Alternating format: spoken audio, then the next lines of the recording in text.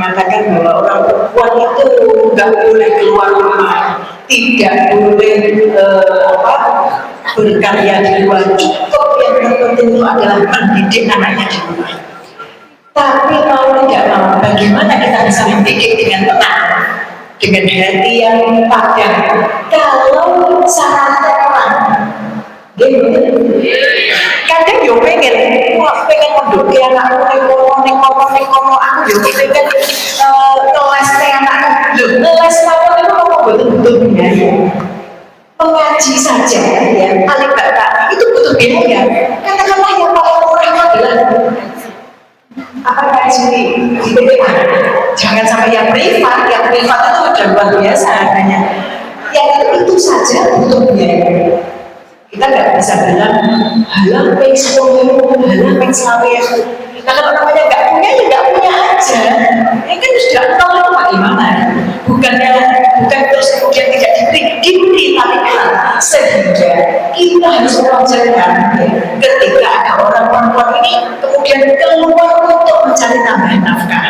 Walaupun masih ada juga yang dengan alasan keluar mencari tambahan nafkah asli ya bulan-bulan ini kotor. Tapi kita tidak bisa memukul rata seperti itu. Kita tidak bisa memukul rata semuanya untuk biaya bukan sakit. Bukan sakit.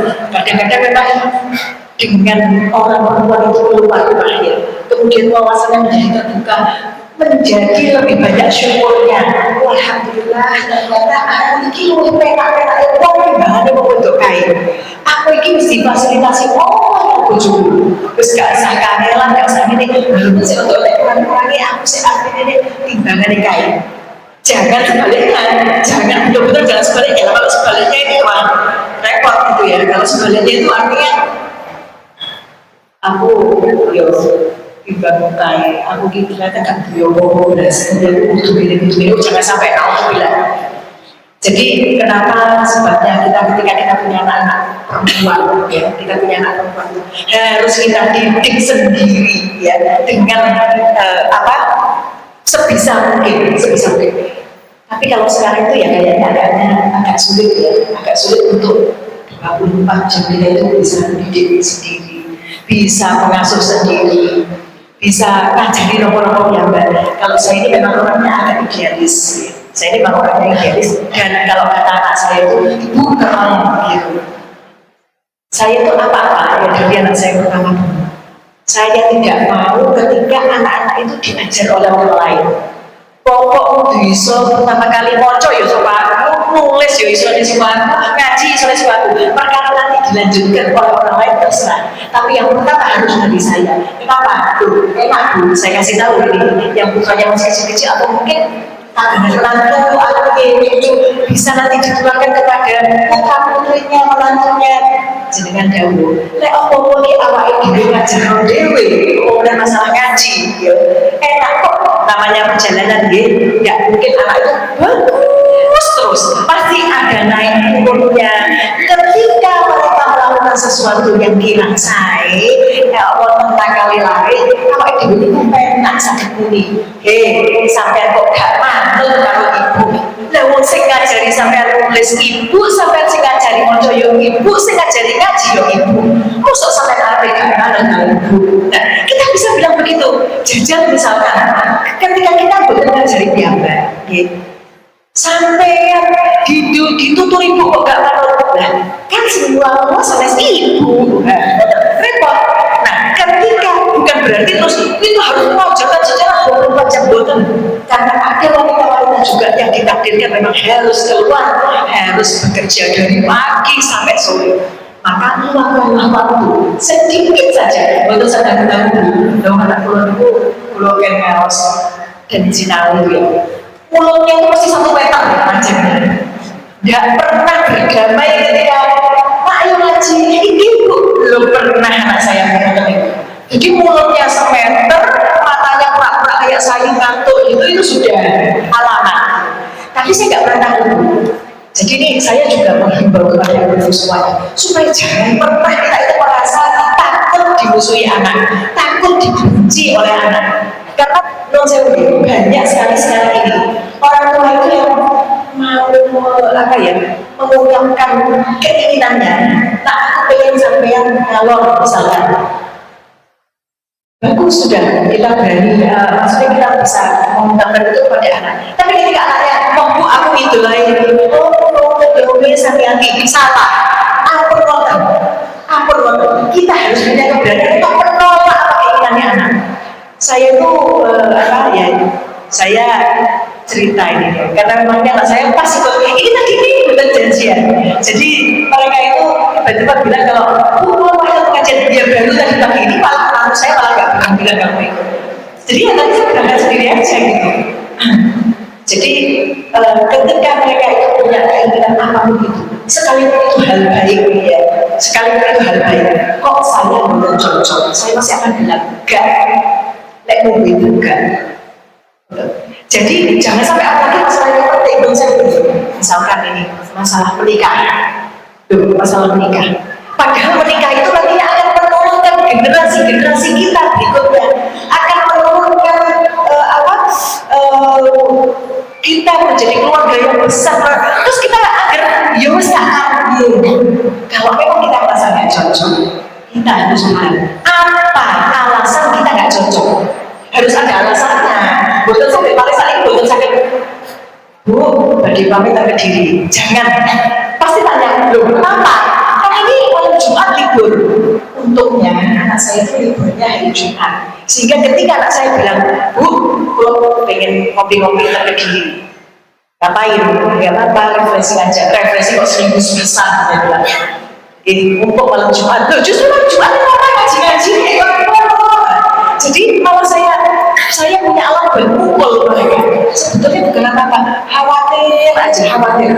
Bukan khawatir, hanya selama di perjalanan saja ya. Insya Allah kalau itu ketika kita merasa yakin yang mengatakan itu orangnya takgen, pak sepeda motor takgen itu insya Allah paling selamat.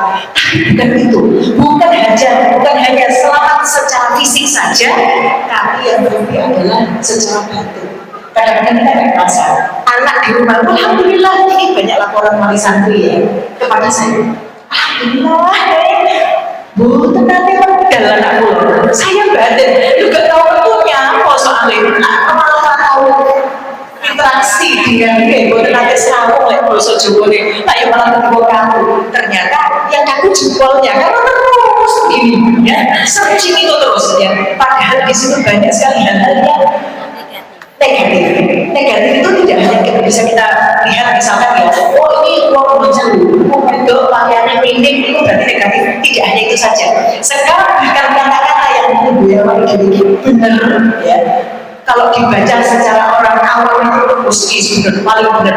Akhirnya dijadikan patokan oleh anak yang sedangkan hal tersebut adalah hal yang bertentangan dengan yang sudah kita tanamkan sejak kecil.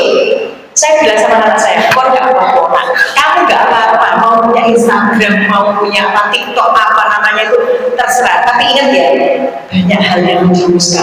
Kalau kamu lihat gambar buatan saya, itu gampang kita tinggal skip. Tapi yang kita nggak bisa move on itu biasanya ketika ada kata-kata bagus ya, soal bagus, ya Allah, ngerti banget sama keadaanku sekarang.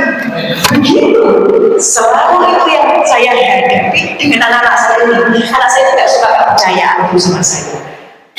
Halah ibu, ya tidak bilang mulutnya, tapi matanya itu menggambarkan halah ibu, begitu. Tapi ketika nanti sudah ketatap gitu ya, sudah maafin ya Bu, waktu itu lo batin begini, salahku batin saya ya.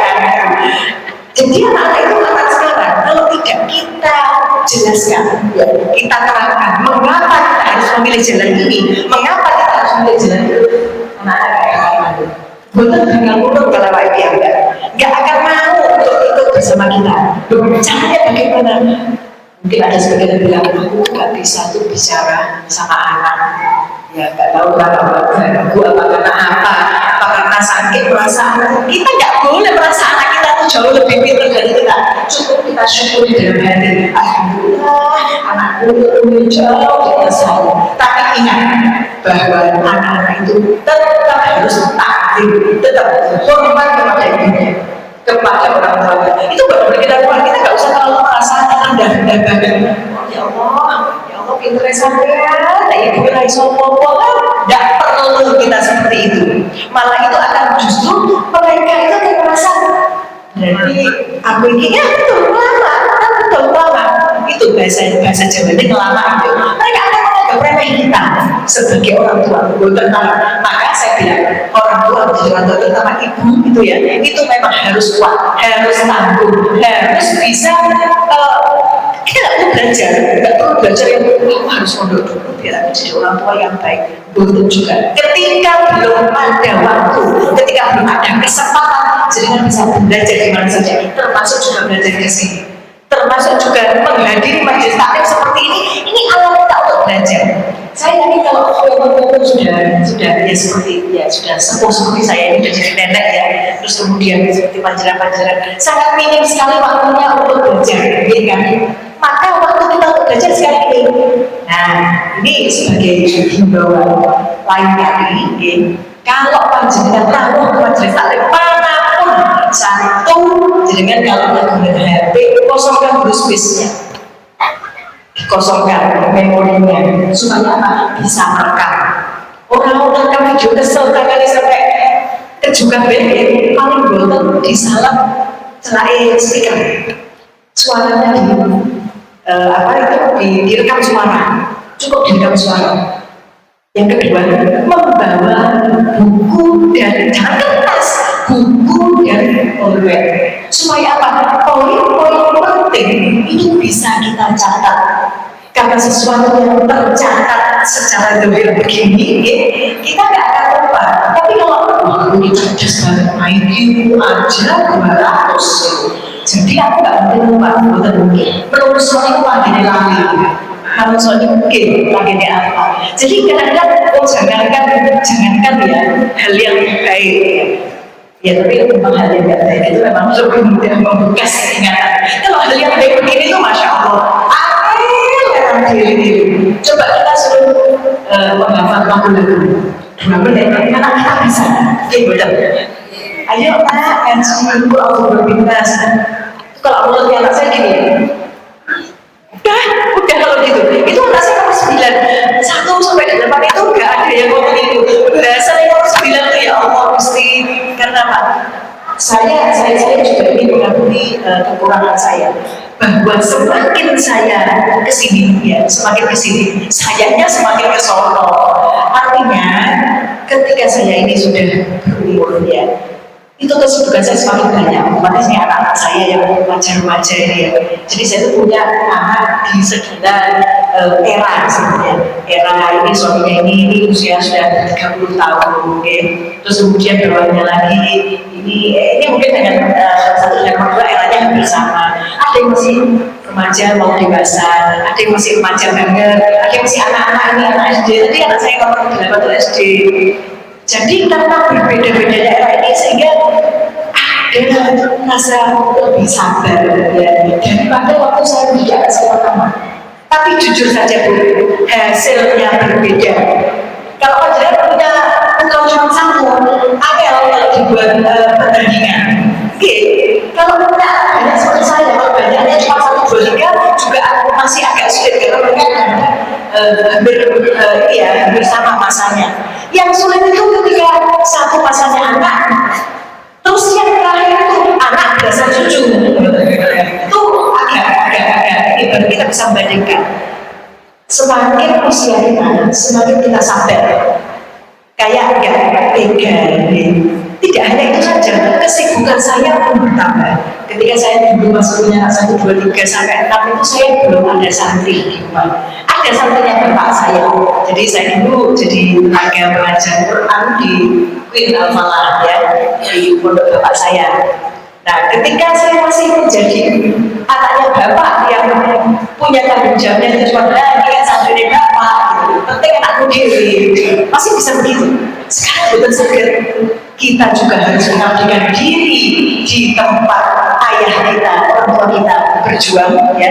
Kita juga mengabdikan diri di tempat kita sendiri sehingga waktunya itu ya agak dramatisir memang saya ini. Waktunya kayak habis gitu. Waktunya buat ini habis. Sehingga anak saya itu agak mengalami pemakluman yang kecil. Tapi maaf, sampai detik ini saya pantau ke panjenengan ini, anak saya paling kecil itu derek Quran sama sakit maus. Tapi belum bisa Quran belum bisa baca Quran yang kita baca Quran itu, mereka bisanya masih yang Quran atau gitu. Padahal kalau anak saya yang pertama itu ya, yang baca usia 3 tahun setengah itu sambung mau Quran. Kenapa? Soalnya tiap hari saya cetotin Bu. Saya tiap hari saya cetotin. Jadi ketika sudah gak cetot, ini saya baru ngaji, itu katanya tangannya sudah gewel semua. Sakit galaknya. Terus saya tuh punya bambu kecil gitu, yang suka saya kumpulkan ke meja. Iya, nah itu saja kan sudah cukup menggugah hatinya. Saya ketika anak saya tidur, saya yakin panjenengan juga begitu. Kita menangis dengan anak kita, ya Allah, tak kena sedino, kok tak kena. Iya, saya pun juga begitu. Tapi kita akan lebih menangis lagi ketika kita tidak mendidik dengan cara seperti itu. Dosa itu, kita akan nangis lagi soalnya ya Allah jatuh kita cuma bisa bilang jatuh. Supaya kita tidak begitu, mari kita mulai dari sekarang ini. Bagaimana mendidik anak-anak kita, apalagi ini anak-anak SD sekarang ada berkahnya pandemi ya, di barokati pandemi, anak SD pun sudah kenal sama HP, mumet betul panjenengan, ya banget. Tapi ya memang kita itu sebetulnya solusi itu banyak. Mengalihkan tetap harus HP itu tetap efeknya bukan saya. Jadi ketika kita bisa mengalihkan dari HP ya, kemudian kembali lagi kita ayo nonton TV. Apa sih itu? Apa fungsinya? Adalah bodoh-bodoh sendiri YouTube. Setidaknya mereka tidak nonton bukan saya. Soalnya layarnya kan gede gitu. Layarnya cilik gitu. Sakit kalian beli kamar, belik dan pundi. Tapi kalau kita layarnya besar, artel sehingga api, oleh musik, terus konangan ibu semua itu kok dapur bisa seperti itu ya. Tapi kalau kita tidak melakukan itu ya sudah masalah. Lewong kamu ini sebetulnya ada solusi untuk orang-orang yang mungkin dari pagi sampai pagi lagi belum bisa bermuajahah, bertemu langsung dengan putra putrinya karena kesibukan yang luar biasa. Bagaimana mau bertemu? Berangkat pagi putranya masih tidur ya. Rawuhnya ketika putranya sudah tidur lagi, sehingga tidak ada pertemuan yang intens, apalagi sampai ngajar-ngajarin macam-macam kepada putra putrinya. Solusinya mudah, di pondok nih. Iya memang, kalau misalkan betul-betul aku sih pengen, kadang-kadang kita itu ya memang juga mendidik piyambak buatan sakit ya, mondoknya orang ya. Solusi berikutnya apa? Datangkanlah guru ke rumah, tapi tentunya itu juga dengan kos yang lebih. Loh ini pasti ada Bu, sampai setiap hari datang ke rumah saya bayar 1 bulan ya 25.000. Ibu mau? Ya nggak mau lah, kalau saya saja ya nggak mau lah, Pak Masnya ya pasti nggak mau lah, ya pasti kosnya lebih. Nah, solusi-solusi seperti itu tuh kadang-kadang semua dihindari sama ini game sekarang. Saya tapi nggak apa. Kapan hari saya itu bertemu dengan beberapa masih muda ya.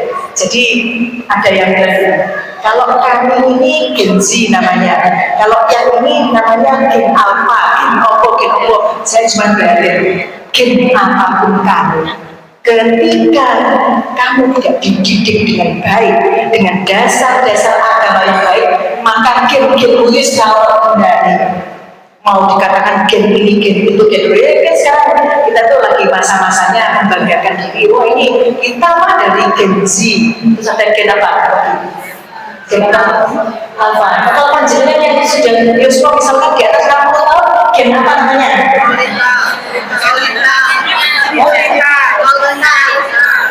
Kenapa? Lolita. Oh, bagus. Ini Bu Lilis ya, Masya Allah.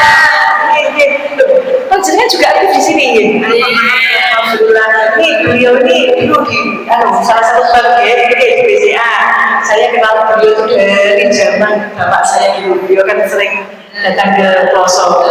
Alhamdulillah kan nyambung juga akhirnya. Alhamdulillah juga sering suatu sambut ini kan di sini.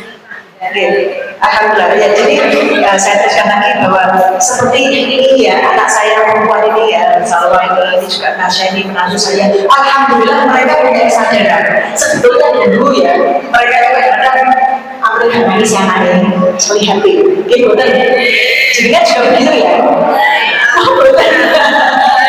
Ibu sama dengan saya, wajahnya sama dengan saya juga betul begitu. Karena dulu bentuknya happy. Tapi anak kita lebih aman, lebih saya lebih aman. Ya kita mau nggak mau ini lebih bermanfaat. Kita panjangkan. Saya kata saya yakin panjangkan pasti di searching apa? Pengawasan itu sebenarnya, pengawasan itu kausal, pengawasan itu sabut dan lain sebagainya. Tapi untuk anak-anak kita nonsen. Itu mereka hanya pengalian saja supaya jenengan percaya kepada mereka. Tetap mereka belum menjadi anak yang bisa dipercaya. Saya ini masih sering dukung. Sama menantu saya ini juga sering saya marahin. Bukan apa-apa, saya tuh kadang merasa khawatir Gusti Allah, berilah saya panjang usia. Kenapa? Saya masih khawatir kalau anak saya ini saya tinggal. Apakah mereka sudah cukup menjadi anak yang bisa dipercaya? Mengemban segala tugas-tugasnya, mengemban segala kewajibannya. Kewajibannya kan pengeran tahun. Misalnya pengeran kan secara kasat mata tidak terlihat. Sehingga mudah kita adalah seperti kan aku pokoknya ketokannya di sini. Itu yang sering kita alami. Dan anak itu kadang-kadang kalau orang tuanya itu sudah percaya bahwa anak itu bodoh, iso ngaji, iso sholat, iso pokoknya marah. Jangan marah sampai di situ saja. Jangan marah di situ. Banyak sekali. Saya beberapa bulan yang lalu, bulan lalu itu saya ada halal bihalal bersama wali santri. Saya keliling biasanya. Nah, ketika saya di Jawa Tengah ini saya matur, Ibu, Bapak, nanti setelah acara ini selesai, panjenengan boleh ngobrol dengan saya. Tapi saya suwun satu hal, jangan berbohong kepada saya. Matur apa adanya, reportnya anak-anak di rumah itu bagaimana selama mulai tanggal 21 Ramadan mereka libur ya, sampai hari ini bagaimana? Itu sampai saya itu gambarnya saya itu sampai keringatan temen ya, hanya karena satu-satu tuh matur dan pematuhnya luar biasa buat setiap segi, mulai dari mereka tidak bisa dibangunkan subuh ya. Ini di sini juga ada yang punya muka cucu yang angel bangunin subuh, ada hampir semua bukan. Nah, maka kita harus mencontohi dahulu supaya mereka itu bisa ikut dengan kita. Anak sekarang itu tidak bisa. Nah, ayo kita cepat budak jemaah haji. Kalau kita tidak berangkat dulu, kalau kita belum buka Quran riyen, kalau kita cuma cepat kamu sekarang pokoknya kamu berangkat ke sana, ke pengajian sana, tapi ibunya harus di rumah. Itu nggak berangkat bentar ya, kan papa masih nanggung ini itu buatan sadar. Dia dalam hati akan batin, dalam hati akan batin. Ibu, dalam aku itu modal laga, dan dia modal gak tersol. Akhirnya akibat yang buruk apa? Anak ini tidak ada rasa hormat kepada orang. Bukan karena apa? Karena diri kita sendiri sebagai ibu tidak bisa memberikan contoh yang hasanah. Untuk saling membangun uswah dan hasanah. Ini yang terjadi saat ini. Makanya kalau ngomong angel ditutupi, angel diomongin, kenapa saya ini dalam menikahkan anak saya nomor 1, 2, 3 itu semuanya saya jodohkan. Berarti lagi moduli, berarti ngomong ya gak punya rasa senang karena jenis umumnya kalau gak punya ya malah bahagia nanti bangga. Berarti senangnya sesama jenis loh, alhamdulillah. Jadi punya rasa senang, tapi rasa senangnya kepada lawan jenis bagaimanapun yang katanya jatuh cintanya tetap dikalahkan oleh rasa ingin hormat kepada